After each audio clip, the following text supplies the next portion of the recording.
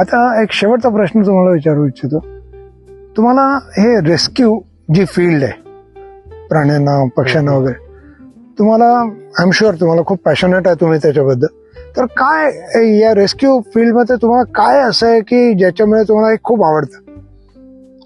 एकतर आवडीच्या खूप साऱ्या गोष्टी आहेत. काही 2 गोष्टी आहेत ज्या मी सांगेन. एकतर प्राणी अशा जागेवर जाऊन अडकतात की जिथं आपल्या कॉमन माणसाला तिथं पोहोचणं शक्य नाहीये. ओके. आणि त्यांना तिथून काढणं थोडं चॅलेंजिंग असतं. तर त्यावेळेस माझं अजून एक दुसरं पॅशन आहे, माउंटेनिंग फील्ड. ओके. तर टेक्निकल काही गोष्टी लागतात, तर त्या गोष्टी यूज करून आम्ही त्यांना सेफली बाहेर काढतो. दुसरी महत्वाची गोष्ट आहे रियुनियन.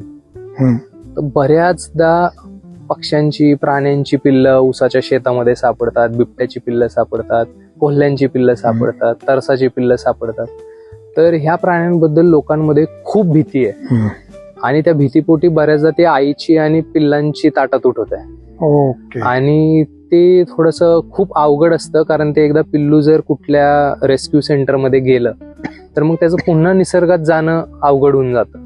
तर मग अशा वेळेस आम्ही पूर्ण प्रयत्न लावतो. म्हणजे पर्सनली मला ती गोष्ट खूप आवडते की आईची आणि त्या पिल्लांची भेट घडवणं हा माझा अख्ख्या रेस्क्यू मधला सगळ्यात आवडता पार्ट आहे. फारच छान. Thank you so much Naresh sir. Thank you so much.